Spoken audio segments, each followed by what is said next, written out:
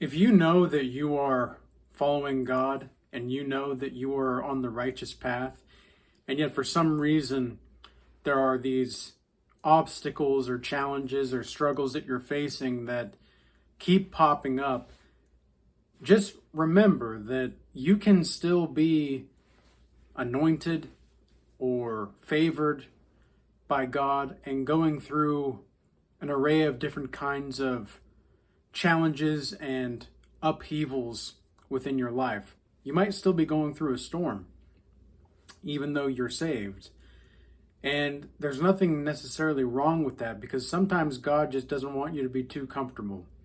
Sometimes God just doesn't want you to be too aligned with whatever it is that you think is going on, because what you think is going on isn't actually what's happening and what you need to be focusing on.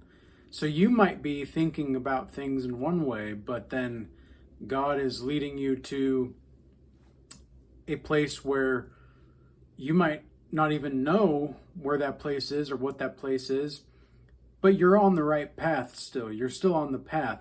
Sometimes I'm sure everybody's been on some kind of adventure, and maybe you're out on a hike or something and there's a path that you don't really know where it leads to, but it looks like it's the right path to take for some reason. And so you take that path and you start walking, and maybe there's some obstacles along the way. Maybe you have to climb over some rocks or whatever to keep on the path. Maybe you have to cross underneath a waterfall or something. But let these things be your teachers. Let these things and these obstacles teach you whatever it is, because whatever obstacle that you're having to go through right now is going to help you endure for the long term. And for most of my life, it seemed like I was just trying to fight every single day. I felt like I always had to be an adult. I was never able to be a kid, really. That was something that I felt really strongly. And what really got me out of that is creativity. And it got me into being able to express myself in different modes of being rather than self-sabotage or anger at myself or anger at others. There was all these different myriads of ways that God was showing me that I can express myself differently. I can express myself in ways that don't have to completely coalesce with the past. I can learn from the past, but that doesn't mean my past is where I'm at currently. And that doesn't mean that that stuff that I went through in the past was not necessarily wrong for what I'm going to be going through.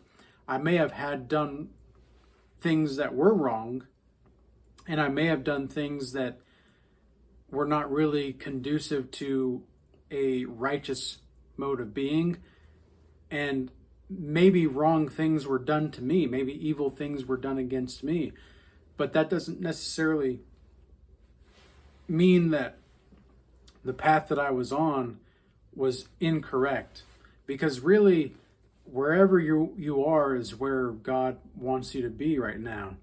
And that's something that will only come about by faith. That's it. There's no other way around it. And it's really easy for me to tell you guys, for those that may not know this feeling or understand this faithful operation in which you must operate to logically move through the world and yet keep your sanity while having faith in that which you cannot see. That's pretty illogical if you were to look at it from a purely rational point of view. But faith is going to be the thing that saves you. In the Bible, it says faith comes about by hearing and hearing again. And there's a reason for that. There's a reason that this faith that you hold dear to your heart, you have to put all your faith into chasing whatever it is that you need to be doing or that you feel like you need to be doing. But if you always move through life with this victim mentality that the world is out to get you, or things are just trying to always stand in your way. Everybody's out to get me. This blah, blah, blah, blah, blah. It's going to be very difficult for you to actually do anything with your life. But here's the thing also, the things that are happening in your world, let's say you're looking for a job, or you're trying to get into a relationship, or the relationship isn't working out, or the job that you're currently in, it's just not doing it for you anymore. Maybe a close family member died or something like that. There's a bunch of different ways that this can come about, but usually these kinds of hardships are going to lead you to deeper faith. And why is that? Well, it's because God wants to know if you are who you really say you are. And are you going to be able to really put actionable items into your daily life that demonstrate that you are who you say you are? And the only way to continue forward is to have faith in what you cannot see, that is directly in front of you. Now, all of this is God, so to speak, right? Like, I see Jesus in everything and everyone that I come into contact with to some degree. Even the people that are demonically possessed, I know that God played a part in the creation of these people and these things that are demonically possessed. I know that God played a part. So I still see this, even though they're not necessarily godly per se, they are still part of God's creation, and they are still part of life, to which God has commanded me to have an unconditional love for and an unconditional reverence for all of life. But that does not necessarily mean I have to respect the decisions that those beings are making. I don't have to respect the decisions that people are putting into place in their lives, but I must, as I'm commanded by God, to have faith in His will, that this is all part of just the process. And it's really difficult, it's really challenging to believe that, and going through these hardships and these hard parts of your life, because when I had to cut contact off with my family, and the first time I really had to walk away from a woman that I knew was not good for me, and this was years ago, but the first time that I really had to walk away from a woman that I knew wasn't good for me, it was at the time one of the hardest things I've ever had to do, because I didn't know that I could actually have that power to walk away. I didn't know that I could actually have the power to stand up for myself, because for so long I was conditioned to just not do that. And so when I had to finally cut off contact with my family, that was another big thing that happened. And ironically, it was one of the not like the biggest thing. It was actually in some ways easier than walking away from this woman that I cared about. And the reason being was because of all the future faking and the propping up of who she wanted me to believe she was. She wanted me to believe that she was who she really said she was, and she was all of these different wonderful things, and she understood me like nobody else understood me, and that just wasn't the case. She was only mirroring my personality and everything that I was and everything that I am. And so you've got to be careful, because these kinds of people that do that kind of stuff in your life are usually narcissistic, but they teach you a great deal about yourself. It demonstrated to me in those instances, because at the time I was coming closer to God, and I didn't really know it at the time. I didn't know Jesus necessarily, but I was moving that direction. And it was almost like God was showing me, before you come to me, you've got to go through this kind of fire of refinement. And that's only in hindsight that I really could see that clearly. But it was absolutely the case that Jesus was setting me up for following Him, and the kinds of decisions that I would have to make if I were to really follow Him. Because living in this world is not easy, and living in the the day-to-day life of worldliness, even, there's a lot of people that are celebrating right now in the United States, and, good for them. But the job isn't done. Like we're not finished yet. We're just getting started. And so it's great to celebrate. It's great to do these things, but victory is not yet attained as far as I can tell.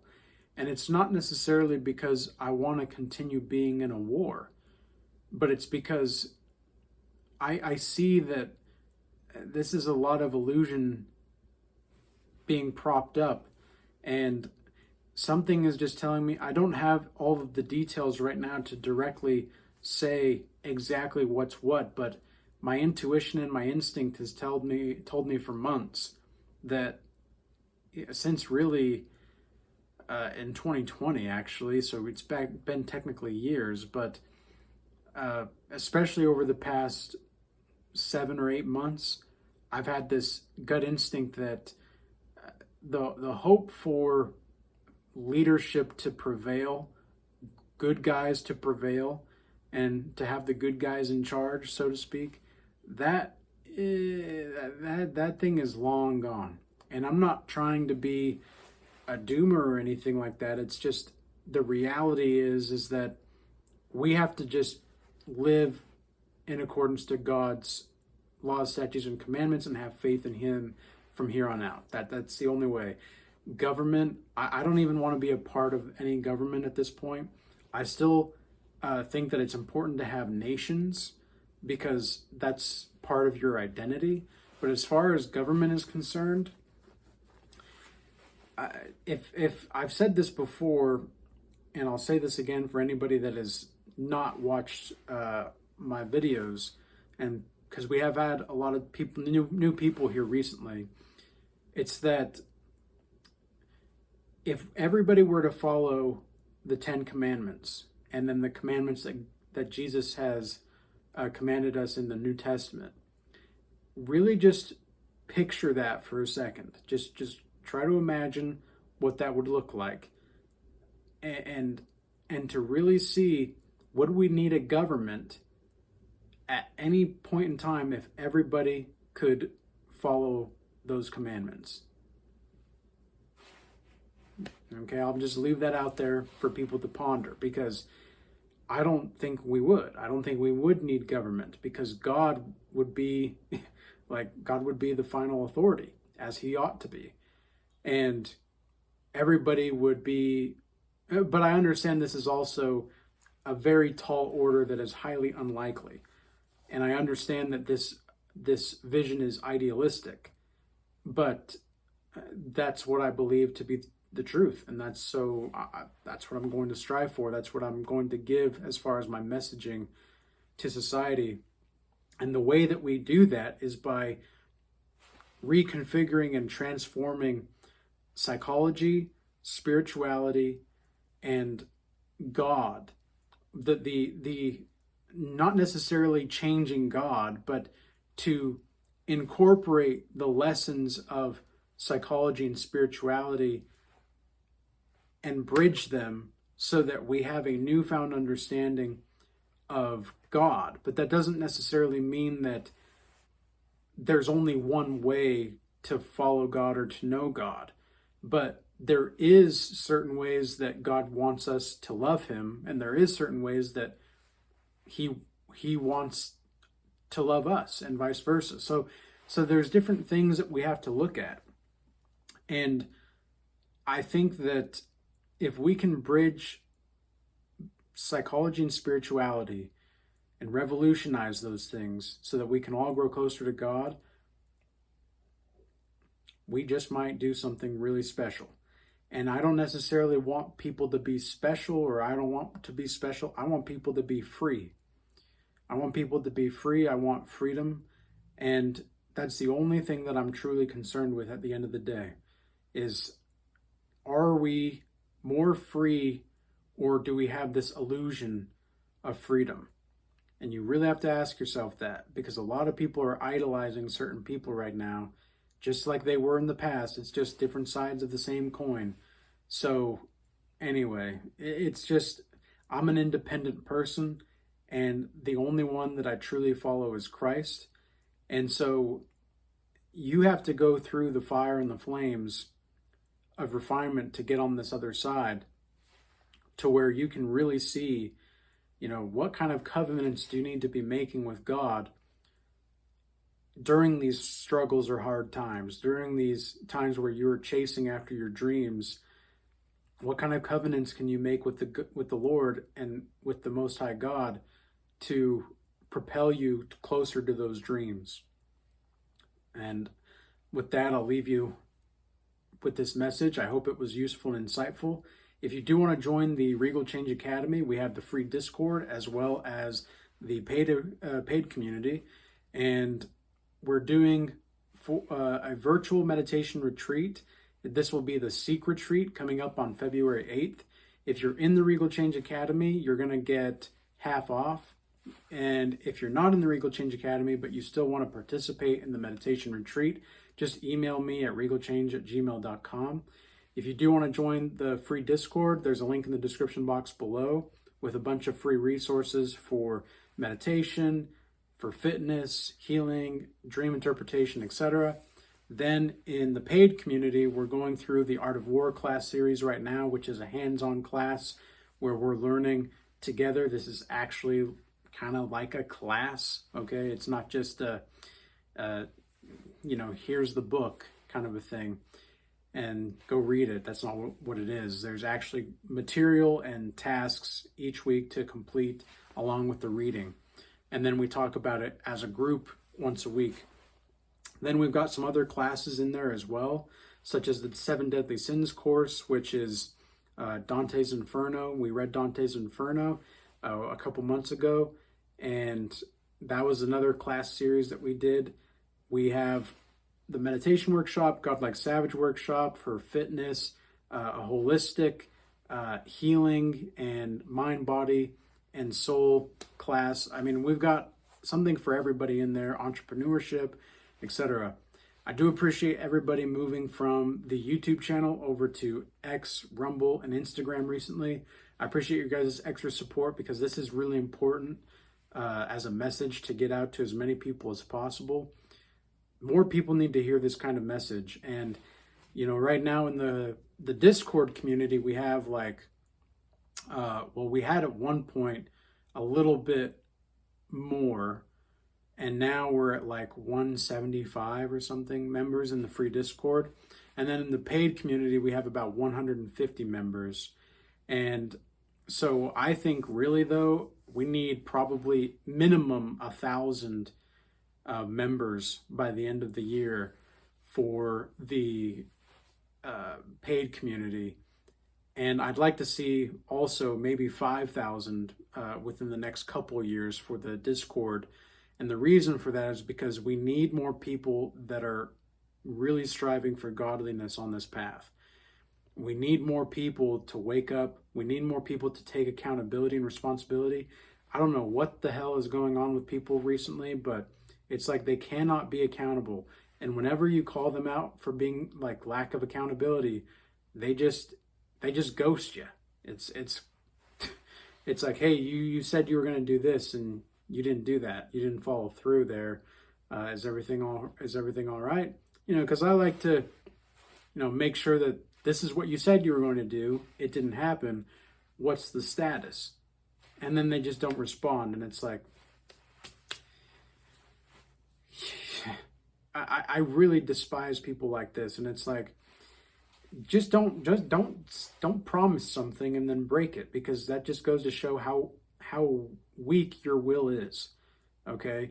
And this is just part of the path, guys. We're going to be dealing with certain people like this, and you got to just take it for what it is and move on. So I always do what I say I'm going to do. And if I cannot make that promise, I don't make the promise, not even to myself. If I don't know if I can do something for myself and I make a promise to myself that I can't keep, I just don't make that promise. I just don't. Because my word is what truly transforms reality. Okay? speaking words into existence is a form of creation. So with that being said, I hope this message was useful and insightful, and peace be with you all. Till next time.